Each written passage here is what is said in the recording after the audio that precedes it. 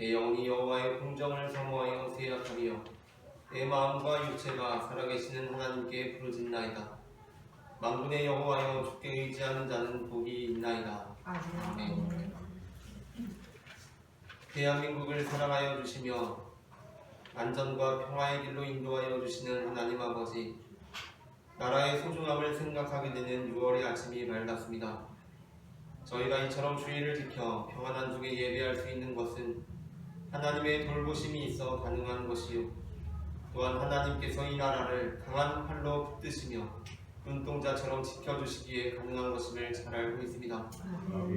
우리가 태어나서 자라도 꿈을 펼칠 수 있으며 자유롭게 신앙생활할 수 있는 이 나라를 더욱 소중하게 여기는 애국의 마음이 깊어지게 하여 주시옵소서. 아멘. 예수 그리스도의 이름으로 기원하옵나이다. 아멘.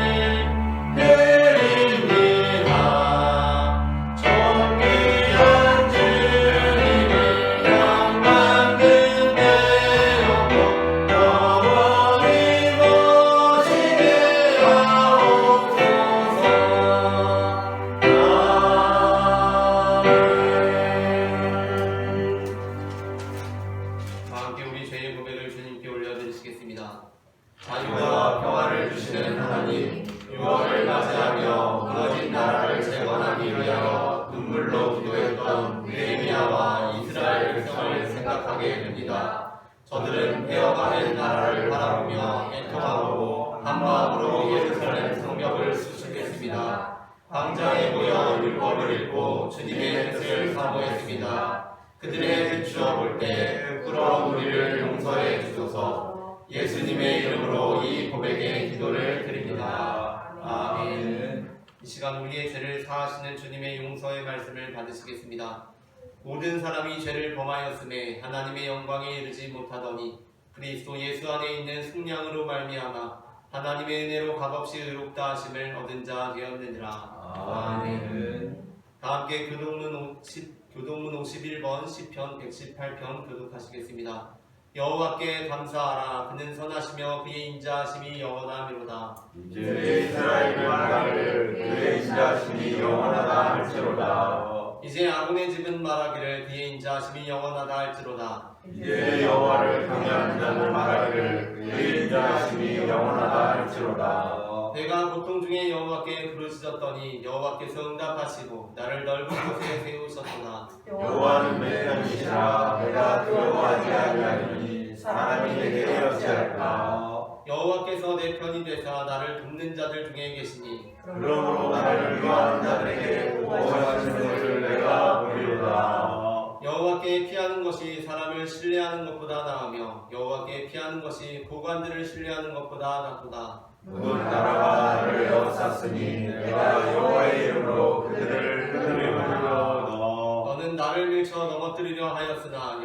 저는 나를 도우셨도다. 여호와는 나의 능력과 찬송이시요 또 나의 구원이 되시로다. 아멘. 다 함께 사도신경으로 우리의 신앙을 고백하시겠습니다.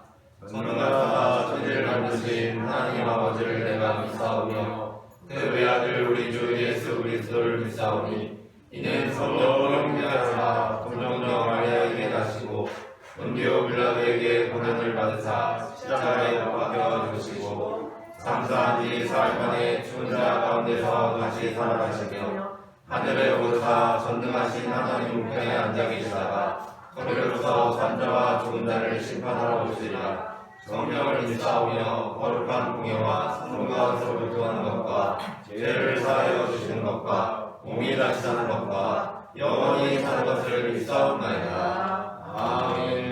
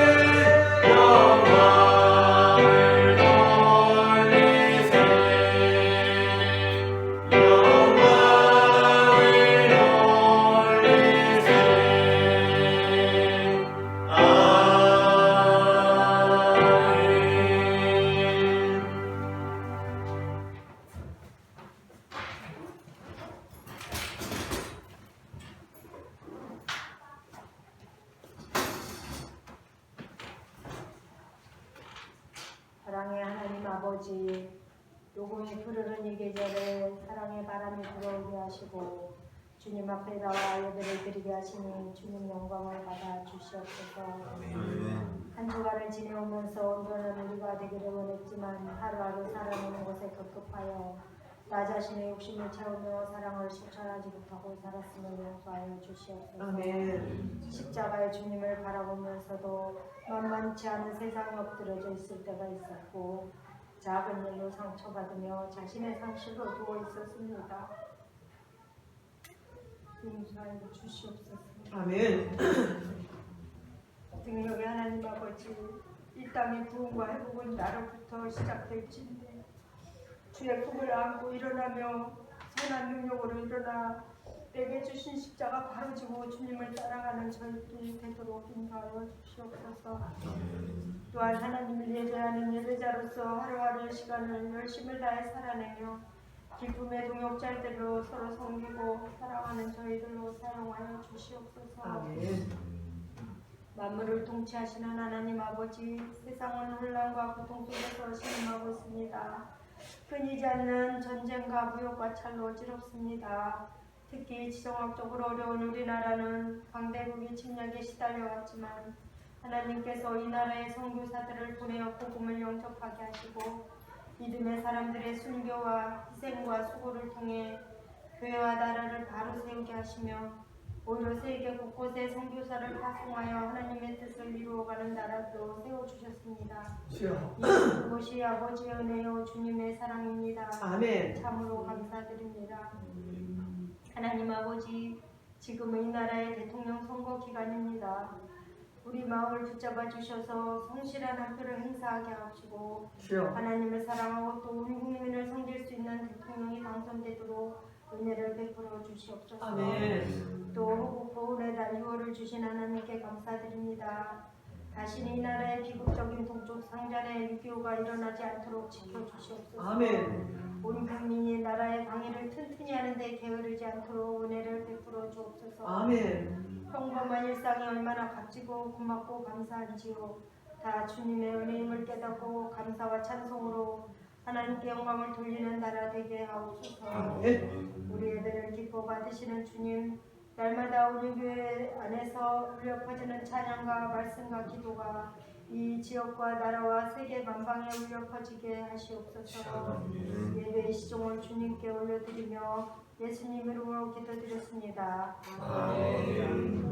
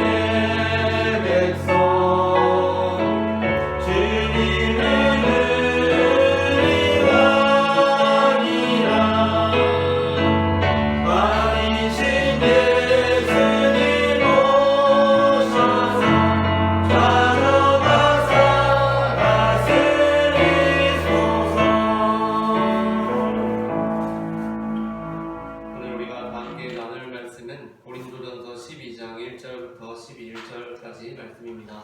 본문을 교독하시겠습니다. 형제들아, 신령한 것에 대하여 나는 너희가 알지 못하기를 원하지 아니하노니 너희도 알거나 너희가 이방인으로 있을 때에 말 못하는 상황으로 끄는 그대로 끌려가느니라. 그러므로 내가 너희에게 알리노니 하나님의 영으로 말하는 자는 누구든지 예수를 저주할 자라 하지 아니하고 또 성령으로 아니하고는 누구든지 예수를 주시라 할 수 없느니라. 은사는 여러 가지나 성령은 같고 직분은 여러 가지나 주는 같으며 또 사역은 여러 가지나 모든 것을 모든 사람 가운데서 이루시는 하나님은 같으니 각 사람에게 성령의 나타내심은 유익하게 하려 하심이라. 어떤 사람에게는 성령으로 말미암아 지혜의 말씀을, 어떤 사람에게는 같은 성령을 따라 지식의 말씀을, 다른 사람에게는 같은 성령으로 믿음을, 어떤 사람에게는 한 성령으로 병 고치는 은사를, 어떤 사람에게는 능력 행함을, 어떤 사람에게는 예언함을, 어떤 사람에게는 영들 분별함을, 어떤 사람에게는 각종 방언 말함을, 어떤 사람에게는 방언을 취업함을 주시라니. 이 모든 일들은 같은 한 성령이 행하사 그의 뜻대로 각 사람에게 나누어 주시는 것이니라. 아멘. 기독교는 다양한 신들을 인정하는 고대 근동의 세계로부터 유일신 하나님을 믿는 유대교의 그 뿌리를 두고 있습니다. 그러나 기독교는 예수 그리스도의 십자가 죽음과 부활을 통해 삼위일체 하나님을 고백함으로 유일신 하나님을 믿던 유대교로부터 분리되어 나왔습니다. 그러니까 유대교에서는 여호와 하나님만 신이어야 하는데 기독교에서는 십자가에 달려 죽으시고 부활하신 예수님까지 하나님이시라고 하면서 신을 성부 하나님, 성자 하나님의 관계로 이해했고 그것이 기독교가 유일신 하나님을 믿으면서도 유일신 하나님을 믿는 유대교로부터 분리되게 된 이유가 되었던 것입니다. 그러므로 우리가 하나님을 한 분이라고 고백할 때 그것은 유일신교에서 담고 있는 의미와 같은 것이 아닙니다. 우리가 하나님을 한 분으로 고백하는 것은 바로 우리가 믿는 삼위일체 하나님은 한 분이시라고 고백하는 것입니다. 아멘. 성경에는 하나님께서는 성부, 성자, 성령 이렇게 삼위일체 하나님이시다라는 명시적인 정의가 나와 있지는 않지만 우리는 성경의 내용을 통해 하나님께서는 삼위일체 하나님이시라는 것을 분명하게 발견할 수 있습니다. 그중 대표적인 내용 중 하나가 고린도전서 12장 본문입니다. 본문에서 바울은 성령의 은사는 여러 가지지만 그것을 주시는 하나님은 한 분이시라는 것을 강조하면서 세 차례에 걸쳐서 삼위일체 하나님을 증언합니다. 4절부터 6절을 다 함께 합독하시겠습니다. 은사는 여러 가지나 성령은 같고 직분은 여러 가지나 주는 같으며 또 사역은 여러 가지나 모든 것을 모든 사람 가운데서 이루시는 하나님은 같으니. 아멘. 사도 바울은 지금 같은 의미를 담고 있는 내용을 세 차례에 걸쳐서 반복하는데 그 가운데 성령, 주, 하나님을 말씀하고 있습니다. 즉 본문에서 바울은 성령의 은사는 여러 가지지만 그것을 주시는 하나님은 한 분이시라는 것을 강조하며 삼위일체 하나님을 증언하고 있는 것입니다. 특별히 여기에서 5절에서의 주는 바로 이 앞절 3절에서 가리키는 예수 그리스도십니다. 3절을 다 함께 읽겠습니다. 위에는 5절이고 그 아래가 3절입니다. 그러므로 내가 너희에게 알리노니 하나님의 영으로 말하는 자는 누구든지 예수를 저주할 자라 하지 아니하고 또 성령으로 아니하고는 누구든지 예수를 주시라 할 수 없느니라. 아멘. 그러니까 앞서의 5절에서 주는 바로 예수 그리스도를 의미하기 때문에 앞서 4절에서 6절까지 사도 바울은 성령, 예수 그리스도 그리고 하나님을 우리에게 가르쳐주고 있다는 것입니다.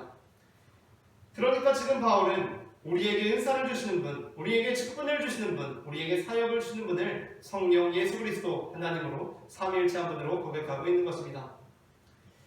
그런데 많은 그리스도인들이 예수님에 대해서는 잘 알고 하나님에 대해서도 어느 정도 아는데 성령님에 대해서는 굉장히 어렵게 생각합니다. 그 이유는 물론 모든 성경이 예수 그리스도에 대한 것이고 또한 모든 신구약 성경에 하나님, 예수님 그리고 성령님에 대한 내용이 기록되어 있지만 그 중점이 구약 성경은 여호와 하나님을 중점적으로 보여주고 신약 성경은 예수 그리스도를 중점적으로 보여주고 있기 때문입니다.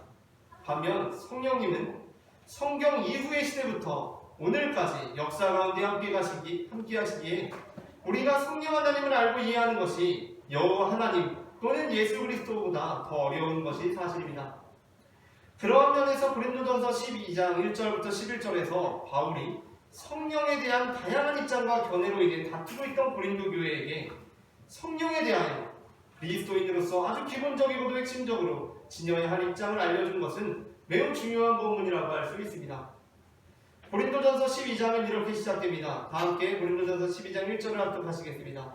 형제들아, 신령한 것에 대하여 나는 너희가 알지 못하기를 원하지 아니하노니. 아멘. 여기서 바울이 고린도 교회가 알기를 원하는 신령한 것이란 바로 성령에 관한 것입니다. 오늘 우리는 신령한 것에 대하여라는 제목으로 설교를 나눕니다. 제목을 제가 한번 읽으면 따라 읽으면서 두 번 읽어보겠습니다. 신령한 것에 대하여, 신령한 것에 대하여, 신령한 것에 대하여, 신령한 것에 대하여. 전해지는 말씀을 통하여서 사도 바울이 신령한 것에 대하여 일깨워주는 것이 무엇인지 알게 되고 성령께서 베푸시는 은사들에 관하여도 올바른 지식을 갖게 되어 우리가 말 못하는 우상에게로 끄는 그대로 끌려가는 삶을 사는 것이 아니라 하나님의 인도하심을 받는 삶을 살게 되기를 소망합니다. 아멘. 그렇다면 사도 바울이 신령한 것에 대하여 일깨워주는 것은 무엇입니까? 먼저 첫째, 함께 읽겠습니다. 첫째, 누구든지 예수님을 주님으로 고백하는 사람은 성령께서 내주하신 사람이라는 것입니다. 고린도전서 12장 1절부터 3절을 한 절씩 교독하시고 마지막 절 함께 읽겠습니다. 형제들아, 신령한 것에 대하여 나는 너희가 알지 못하기를 원하지 아니하노니 너희도 알거니와 너희도 이방인으로서 있을 말하는 사람에게로 그대로 끌려가느니라. 함께 읽겠습니다. 그러므로 내가 너희에게 알노니 하나님의 영으로 말하는 자는 누구든지 예수를 저주할 자라 하지 아니하고 또 성령으로 아니하면 누구든지 예수를 주시라 할 수 없느니라. 아멘.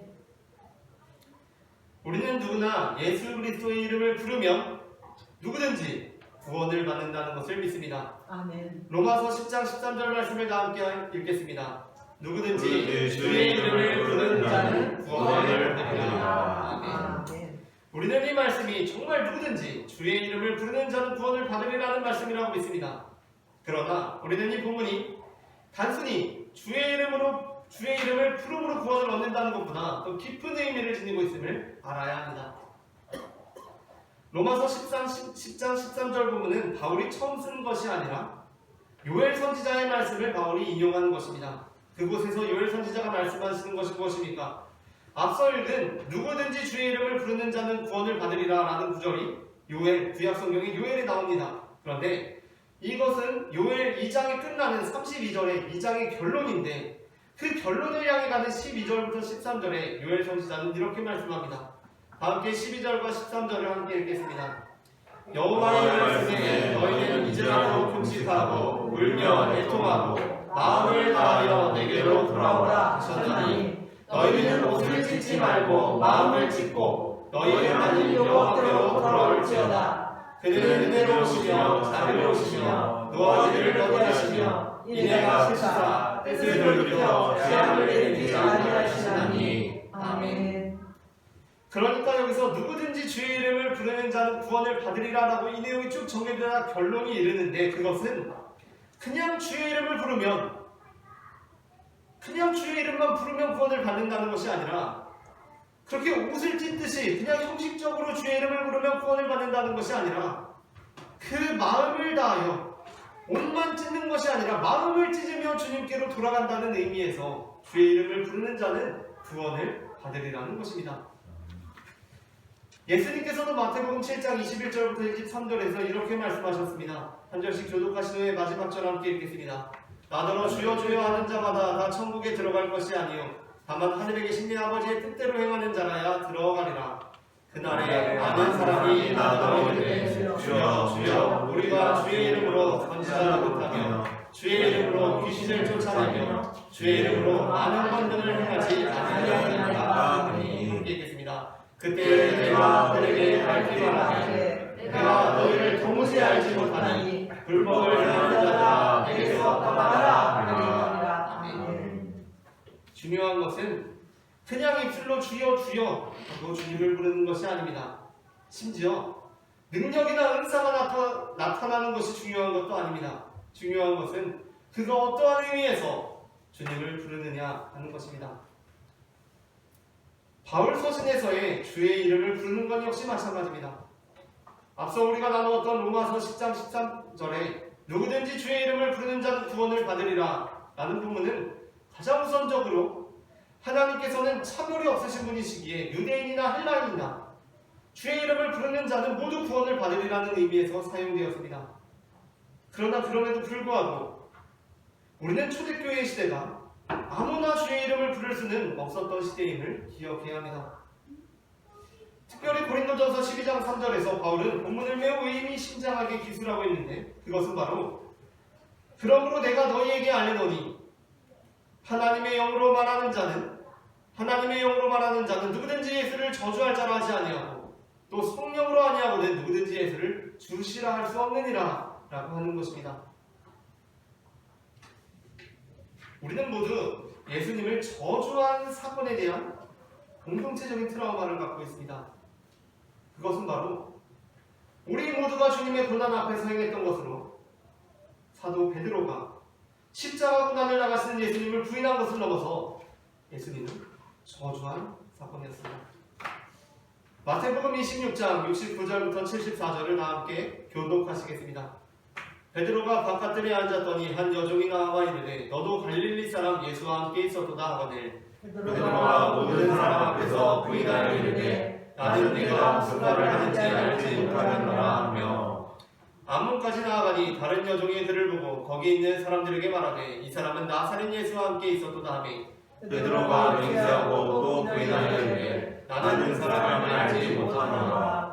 조금 후에 곁에 있던 사람들이 나와 베드로에게 이르되 너도 진실로 그 도당이라 내 말소리가 너를 표명한다 하거늘 그가 저주하며 맹세하여 이르되 나는 그 사람을 알지 못하노라 하니 곧 갈기에 이르더라. 아멘.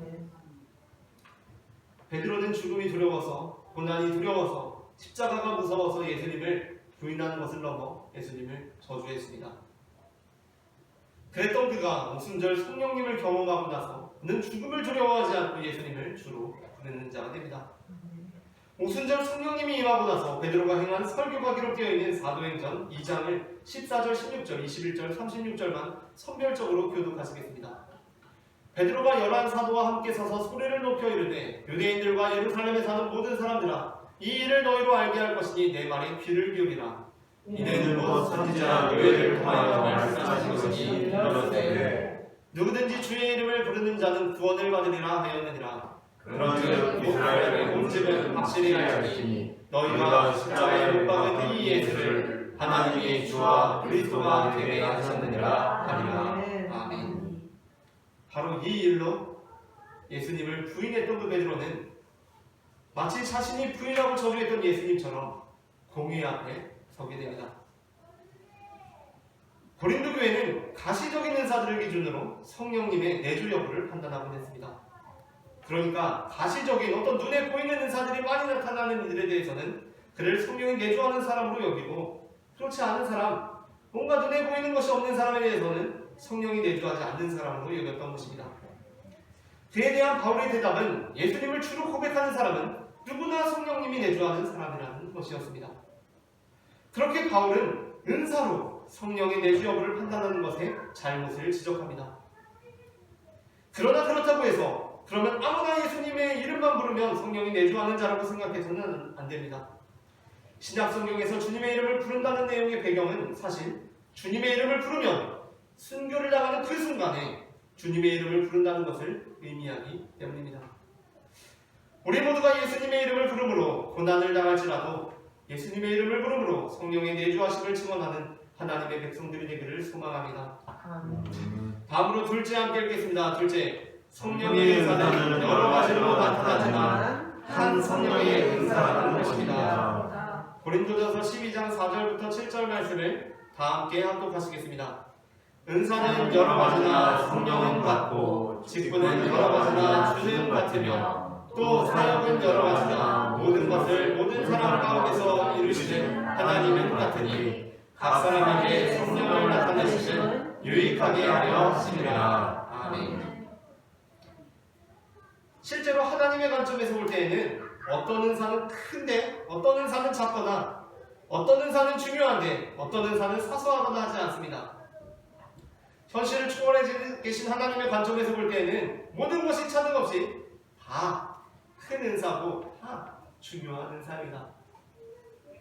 다 큰 은사고 다 중요한 은사입니다. 이것이 우리가 신앙적으로 하나님의 관점에서 우리를 보는 그 고백입니다. 그러나 조금 더 이해하기 쉽게 말씀을 드리자면 온 우주의 관점에서 우리 인간을 볼 때에는 사람이나 코끼리나 심지어 지구조차도 정말 작은 존재에 불과한 것처럼 온 현실을 초월해 계신 하나님의 입장에서 볼 때에는 은사가 크고 작고 누가 능력이 많고 적고는 다 그냥 똑같은 존재들이라는 것입니다. 그러나 그것은 하나님께서 보실 때이고 현실 세계에 발붙이고 살아가는 우리 인간적인 관점에서 볼 때는 어떻습니까? 무슨 과학자가 나와서 여러분 온 우주의 관점에서 여러분을 한번 보세요. 얼마나 작은 존재입니까? 사소한 것에 일희일비하지 마세요. 정말 사소한 일입니다. 라고 할지라도 사실 우리가 하루하루 살아가 보면 그건 사소한 일이 아닙니다. 우리한테는. 우리 우주에서 먼지만한 존재라고 하지만 우리 인생 되게 중요하지 않습니까? 그것처럼 하나님 입장에서는 우리가 다 똑같지만 현실을 살아가는 우리 인간적인 관점에서 볼 때에는 정말 크고 놀라운 은사들이 있기도 하고 작고 사소한 은사들이 있기도 한 것이 사실입니다. 그렇기 때문에 바울은 어쨌든 우리가 사람이긴 하지만 그건 중요하지 않고 하나님의 관점에서 한번 보세요. 하나님의 관점에서 보면 다 똑같습니다. 다 큰 은사예요. 다 중요한 은사니까 그냥 그런 줄 아십시오 라고 하는 것이 아니라 우리의 관점, 현실적인 관점에서 볼 때 그 사람은 크고 어떤 은사는 작고 어떤 은사는 중요하고 어떤 은사는 사소하기 때문에 그러한 우리의 현실 인식을 토대로 결국에는 이어지는 13장에서 사도 바울은 더욱 큰 은사, 가장 큰 은사를 소개하기도 하면서 그에 앞서서는 우리가 어떤 은사는 크고 어떤 은사는 작다고 느껴지는 바로 그 현실을 살아가고 있기 때문에 바울은 지금 우리의 현실적인 눈으로 그 우리의 현실에 대한 눈을 감고서 하는 것이 아니라 그 현실적인 근거 안에서 우리가 우리들의 크고 작은 은사들에 대하여 어떠한 태도를 지녀야 하는지를 가르쳐줍니다. 그러니까 바울은 고린도 교회와 우리를 위해서 고린도 교회와 우리들의 현실인식에 근거해서 이 말씀을 최대한 쉽게 전하고 있는 것입니다. 어떤 과학자가 나와서 이제 대중 강연하는 과학자들은 그 딜레마가 있다고 합니다. 뭐냐면 이걸 100% 과학적으로 오류 없이 설명할 수는 없다는 거예요. 일반 대중들에게는. 왜 그러냐면 100% 오류 없이 설명을 하면 대중들은 아무도 이해를 못한다는 겁니다. 엄청난 오류들과 오해들을 감수하고 과학자들로부터 비난받을 걸 감수하고 대중들한테는 단순하게 쉽게 설명을 한다는 것입니다. 왜냐하면 그래야 대중들이 그 중에 조금이라도 이해를 할 수 있기 때문입니다. 사도 바울 역시 마찬가지입니다. 하나님의 입장에서 우리에게 가르쳐주면 대체 저게 무슨 말인가, 우리한테 어떻게 살아가라는가 라는 생각이 듭니다. 그래서 하나님의 입장에서 오류도 있고 지적받을 것도 많이 예상되지만 우리에게 최대한 쉽게 너희에게 큰 은사가 있고 작은 은사가 있는데 이런 거야 라고 가르쳐주고 있는 것입니다. 저는 대학원에서 종교 철학을 전공했습니다. 대학원에 가면 이제 학문이 세분화되기 시작하는데 저는 처음에 대학원에 제가 입학할 때는 전공이 조직신학으로 입학을 했는데 졸업을 할 때는 이제 전공이 그 안에서 이제 분과가 되면서 조직신학 학생들은 조직신학으로 졸업하고 저는 그 안에서 조직신학으로 입학을 했는데 종교철학으로 졸업을 했습니다. 신학대학원 안에도 조직신학, 종교철학뿐만 아니라 다양한 학문들이 많이 있습니다. 그 중에는 예배학이라는 학문이 있는데 예배에 관하여서 실천신학, 예배 순서들에 관하여서 이제 학문을 하는 그런 학생들입니다. 어느 날 이제 신학대학원에 이제 수업이 진행되는데 예배학 수업이었습니다. 그 수업에는 다른 전공, 종교철학, 조직신학, 성서학 하는 학생들도 많이 들어와 있었습니다. 근데 조별과제가 예배를 시연하는 것이었습니다. 그런데 이 예배학 전공하는 학생들이 우리 이번에는 진짜 예배가 뭔지 보여주고자 하고 원래는 다 그냥 전공이 섞여져가지고 조별과제를 해야 되는데 예배학 학생들만 똘똘 뭉쳐가지고 예배를 준비한 겁니다. 그러니까 이제 교수님도 그렇고 다른 전공 학생들이 뭐 저런 것들이 다 있나 싶으면서도 야 이번에 예배학에서 준비하는 예배는 정말 얼마나 대단하고 엄청날까 그렇게 기대를 했다고 합니다.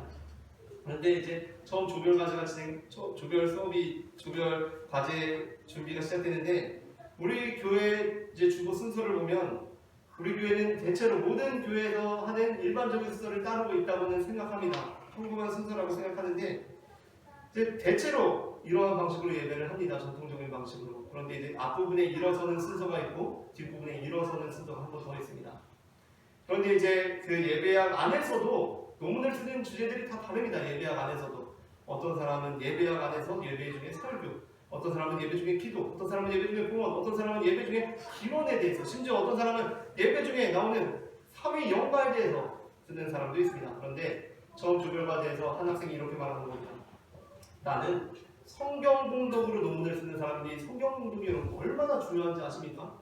우리 하나님의 말씀을 이 예배 시간에 읽는 건데 우리 대체로는 그렇게 하지 않지만 우리 예배 전공자들이 예배할 때는 앞부분에 일어나지고 뒷부분에도 당연히 일어나지만 성경 공독 시간에 한번 일어나서 우리가 성경 공독을 하면 굉장히 의미가 있겠다라고 제안을 했습니다. 그래서 이 예배 전공 학생들이 준비하는 이 예배 시간에 성경 공독 시간에 일어나자 그렇게 이제 첫 번째 조별 모임에서 확정을 했습니다. 그런데 다음에 모였는데 한 학생이 이렇게 얘기하는 겁니다. 내가 그 얘기 듣고 곰곰이 생각해보니까 나는 공헌을 전공하는 학생인데 공헌이 이게 얼마나 중요하냐.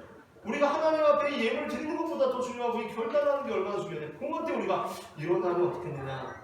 그래서 다른 사람들이 들어보니까 공헌이 진짜 중요한 거 같아요. 공헌까지 일어나자. 다음에 모였습니다. 근데 다음에 내가 생각해봤는데 기도가 정말 기도는 진짜 우리가 하나님께 기도하는 거 얼마나 중요하냐. 기도 이제 그런 식으로 해서 안 중요한 순서가 없는 겁니다. 다 순서마다 전공자들이 있으니까 걔네가 막 논문 이만큼 가져와가지고 이게 얼마나 중요한지 하니까 다 일어나게 되는 겁니다. 차마 설교를 전공한 학생은 설교에 일어나서 그래서 설교 걔만 이제 그렇게 주장을 안 했는데 나중에 예배 시연을 할 때 보니까 설교만 안 일어나고 나머지 순서를 다 일어나서 예배를 진행했던 것이었습니다. 그러니까 또 이게 아이러니한 게 설교만 되게 안 중요한 것처럼 여겨져서 되게 이상해졌다는 그런 이야기가 있습니다. 생각해봅시다. 생각해보면 안 중요한 것이 하나도 없습니다. 도저히 우리가 앉아서 예배를 드릴 만한 순서가 없는 것입니다. 다 서서 해야 합니다. 그러나 우리는 현실적으로 그것이 너무 고되다는 것을 알고 있습니다. 그래서 우리는 현실적으로 합니다. 바울이 그랬습니다. 우리가 볼 때에는 현실적으로 은사들을 볼 때 어떤 것들은 중요해 보이고 어떤 것들은 덜 중요해 보입니다. 이때 그냥 다 중요하다고 해버리면 잘 되는 것이 아니라 아주 이상해집니다. 그래서 바울은 그것보다 우리에게 은사 중에 어떤 것은 중요해 보이고 어떤 것은 덜 중요해 보이는 이 상황 속에서 우리가 지녀야 할 태도에 관하여 말씀합니다.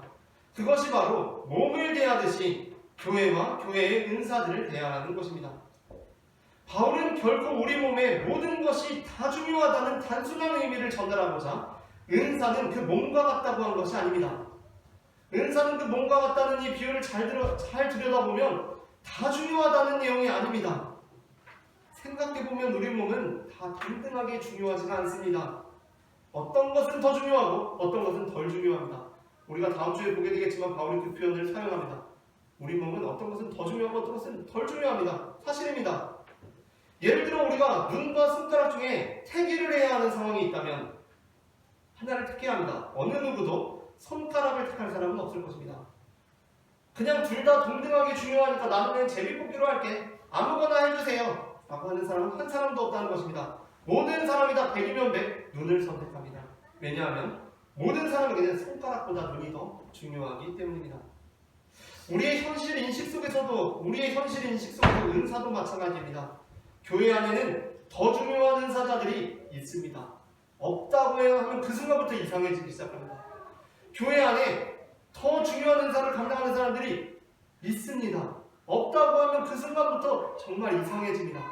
없는 것이 초월적인 하나님의 입장에서 보면 맞지만 현실에 발붙이고 있는 우리의 입장에서 없다고 생각하면 그 순간부터 이상해지는 것입니다. 그래서 어떤 사람들은 교회에서 더 중요하고 어떤 사람들은 덜 중요하게 느껴집니다. 그러나 바울은 말씀합니다. 그러나 우리의 몸은 어떠합니까? 손가락은 사소한 존재니까 별것 아닌 일을 감당하고 있으니까 우리 몸이 좀 무시하고 우리 눈이 참 항상 안 이쁘게 바라봅니까? 그렇지 않다는 것입니다. 벤치에 앉아있는데 손가락 쪽으로 불개미가 이렇게 온 것이 보였는데 두 눈이 봤는데 못 본 척합니까? 그렇지 않습니다. 재빠르게 뇌에 알려서 피하게 합니다. 왜 그렇습니까? 우리 몸에는 분명한 우열이 있지만 그 우열이 서로 사랑으로 한 몸이 되어 있기 때문입니다. 고린도 교회는 은사로 인해 다투었습니다. 그에 대한 바울의 가르침은 은사에는 크고 작음이 없다라는 것이 아니었습니다. 그렇게 되면 바울은 더 혼란이 찾아올 것을 뻔히 알고 있었습니다. 아마 그랬다면 우리는 바울의 가르침을 전혀 이해하지 못하고 매우 비현실적이라고 느꼈을 것입니다. 그렇기 때문에 바울은 크고 작은 은사가 있다는 그 근거들 위해서 크고 작은 은사가 있더라도 그것이 고린도 교회와 같이 서로 싸우고 다투는 방향으로 나아가서는 안 된다는 가르침을 주고 있는 것입니다. 마지막으로 셋째 함께 읽겠습니다. 셋째, 성령의 은사는 성령님께서 성령의 뜻대로 각 사람에게 나누어 준다는 것입니다. 고린도전서 12장 11절을 다 함께 읽겠습니다. 이 모든 일을 같은 한 성령이 가사 그의 뜻대로 각 사람에게 나누어 주시는 것입니다. 여기에서 중요한 것은 성령님께서 주도권을 가지시고 나누어 주신다는 것입니다. 요즘 활발하게 방송 활동을 하고 있는 방송인 조세호 씨가 있는데 구양배추 현 조세호 씨가 있습니다.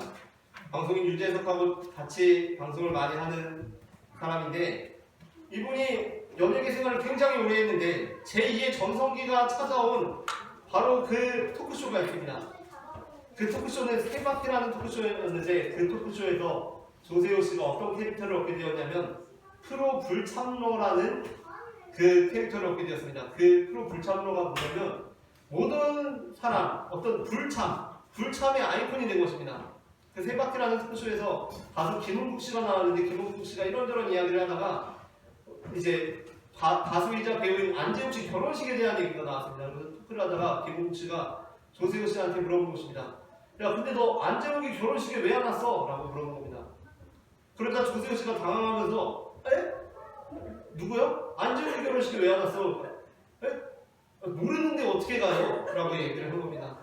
그게 굉장히 재미있게 연출이 되어서 조세호 씨가 불참의 아이콘이 되고 그 이후로 이제 제2의 전성기를 맞게 되었습니다. 우리는 초대받지 않은 결혼식에 갈 수 없습니다. 물론 우리 같은 일반인은 초대를 안 했어도 그 사람과 아는 관계면 갈 수도 있습니다. 그리고 가면 그 사람이 미처 초대를 못했는데 와준 거에 대해서 막 더 좋아하고 더 기뻐해주고 더 고마워할 수도 있습니다. 그러나 연예인들 결혼식은 아무나 오면 안 되지 않겠습니까? 연예인들 결혼식 아무나 오면 막 연예인 보려고 다 올 것 아니겠습니까? 그래서 연예인들 결혼식은 보통 초대받아야 갈 수 있고 초대해야만 이제 연예인들도 초대를 해야만 갑니다. 어느 누구도 그렇기 때문에 저 이용세 목사에게 이용세 목사 왜 안재욱 결혼식 왜 안 왔어? 라고 나무랄 수는 없습니다. 왜냐하면 저는 초대받은 적이 없기 때문입니다. 성령의 은사 역시 마찬가지입니다. 바울은 성령의 은사는 성령님께서 주시는 것이라고 합니다. 줘야 받을 수가 있다는 것입니다. 고린도 교회에는 일부 은사에 관하여 받지 못한 사람들을 나무라고 무시하는 분위기가 있었습니다. 저 사람은 병 고치는 은사가 없네. 저 사람은 예언의 은사가 없네. 저 사람은 방언을 못하네. 하고 나무라고 무시했습니다. 하지만 사도 바울은 이렇게 말씀합니다. 그때 우리는 어떻게 대답해야 합니까? 제가 성실하지 못해서, 제가 능력이 없어서 방언도 못 받고, 제가 기도를 많이 못해서 능력이 없습니다. 라고 할 것이 아니라 우리가 이렇게 말해도 된다는 것입니다. 모르는데 어떻게 갑니까? 죄송할 것이 없다는 것입니다. 은사 없는 너희가 죄송해야 할 것이 하나도 없어. 미안할 것도 없어. 안 줬는데 어떻게 받습니까? 초대받지 못한 결혼식에 불참한 조세호가 부끄러울 것도 없고 아주 정당한 것처럼 일부 은사가 나타나지 않은 것처럼 보이는 이들의 은사 없음은 정당하다는 것입니다. 그들의 잘못이 없습니다. 바울은 성령의 은사는 성령님께서 각 사람에게 나누어 주시는 것이라고 합니다. 말씀을 마칩니다. 바울이 고린도 교회에게 신령한 것에 대하여 일깨워주고 있는 것은 누구든지 예수님을 주님으로 고백하는 사람은 성령께서 내주하신 사람이라는 것이고 은사는 여러 가지로 나타나지만 한 성령의 은사라는 것이며 성령의 은사는 성령님께서 성령의 뜻대로 각 사람에게 나누어 준다는 것입니다. 우리 모두가 신령한 것에 대하여 올바른 지식을 갖고 있으므로 주님께만 인도함을 받는 성도가 되기를 바랍니다. 아멘. 함께 기도하시겠습니다. 사랑의 주님 은혜를 감사합니다. 우리를 한 성령 안에서 한 공동체로 삼아주신 주님 은혜를 감사합니다. 아멘. 우리가 크든지 작든지 주님께서 받은 것을 소중하게 여기고 주님의 몸된 공동체로서 예수 그리스도만을 우리의 주님으로 고백하는 믿음의 공동체가 될 수 있도록 도와주시옵소서. 아멘. 사랑의 주 예수 그리스도의 이름으로 기도합니다. 아멘. 다 함께 예수 찬송하시면서 응원하시겠습니다.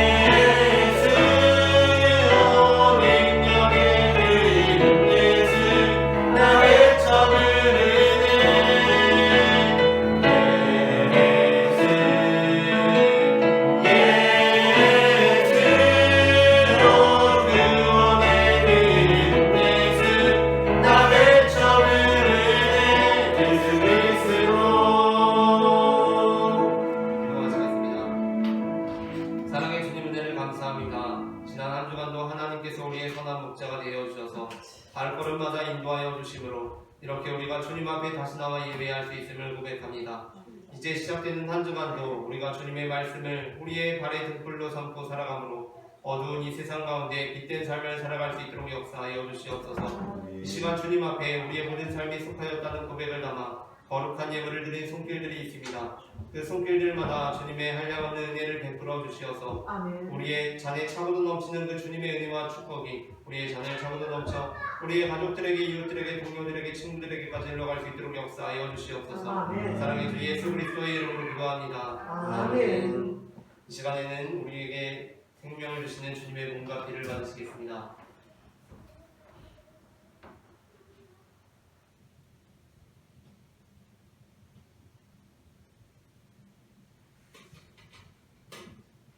이것은 주님의 몸, 이것은 주님의 피, 이것을 먹고 마셔 주님의 생명 얻네.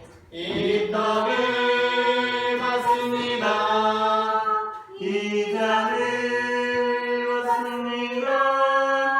주님을 사랑해요. 십자가 기억하리. 아멘.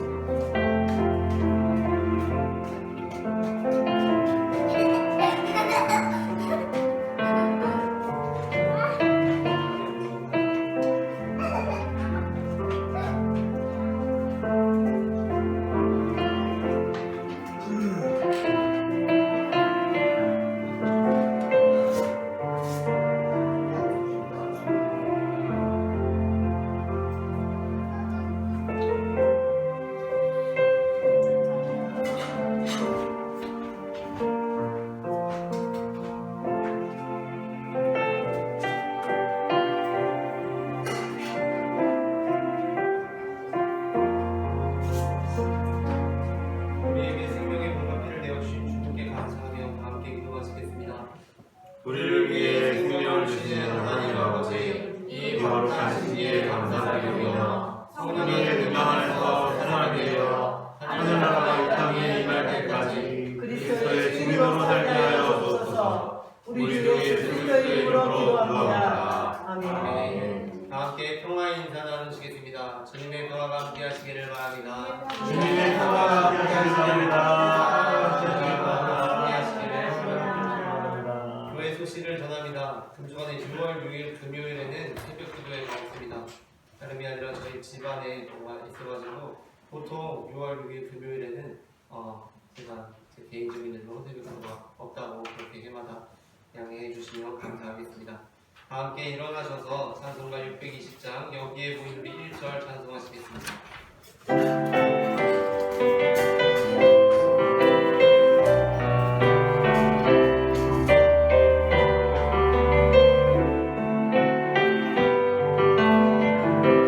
거기에 모인 우리 주의 은총 받는다여라. 주께서 이 자리에